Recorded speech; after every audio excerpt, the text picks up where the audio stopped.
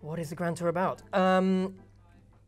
It's very simple, I suppose, in one way. It's a story of two men trying to escape Nazi France, essentially.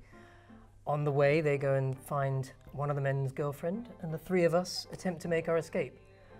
It, of course, is also about people, and I play a Jewish character. Nick plays an anti-Semitic colonel. So it's also about the relationship between the characters, and I suppose in particular that journey that everyone goes on, learning to like one another. I play a chap called Jakubowski, and he is a Polish Jew who has been escaping at each stage of Nazi occupation. Each time he's sort of lived somewhere and then has been kicked out, trying to get out of France. The key plot device is that I can't drive but have a car, and the Colonel doesn't have a car but can drive. Yes. Over to you. Over to me. Yes, I'm the Colonel, Tadeusz, and I'm a Polish Colonel who isn't very fond of me. Al at the beginning of the show. But as it goes on, yeah, we pick up Marianne, my love interest, along the way, from a small French town, and then yeah. We carry on the tour of France away from a nasty German SS officer who's following us along the way.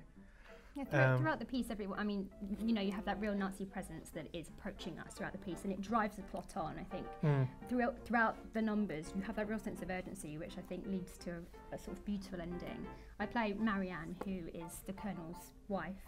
And I have to leave my home because I'm in love with Tadeusz, and he is technically being chased almost, isn't he? He's a wanted man, so I have to leave my home. And in my journey, I meet Jakubowski, who I learn a lot from, and it's sort of my relation between these two men, as different as they are. I think in a perfect world, I think the world needs sort of both of them really. We've got the sort of sense of humour and the sort of bravery here, and I take on pieces of their personality. Between us, we're a hero. Yeah, between them. It's one of my lines. Perfect man. Don't ever tell me that you've heard the cello, for you've never met Marianne. It's a beautiful score by Herman. Of course, it's never been performed in Europe, I believe. So it's the first time this score has ever been performed in certainly in this country, and I think in Europe. It's beautiful. I mean, I think individually some of the songs are up there with the best he's written, right up there with, the stuff in La Cage aux Folles and Mac and Mabel. It's lovely. And we were discussing with Thom, our director, we were discussing sort of the importance of a love song, and some of the love songs in the piece are really they're not obvious at all, but the sense of how Jerry sort of creates that sort of love without saying I love you, I love you, I love you. He really talks about a person. There's a song called Marianne in the show, and I think to set up a character before she's even entered the stage, and that really builds that relationship before you've even seen that character, I just think is so fascinating. It's a lot of fun as well. I mean, the songs. Thinking about the songs, you suddenly remember almost all the songs are a lot of fun, despite this quite dark subject matter.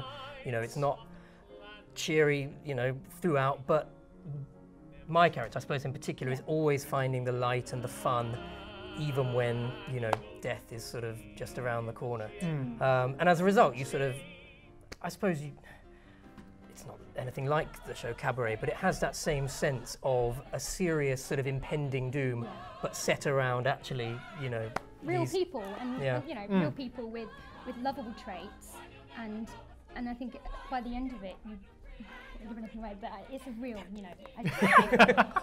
this is what they're like. By the end of it, you just think, oh my God, I don't want to give a hot take. We hope. But yeah.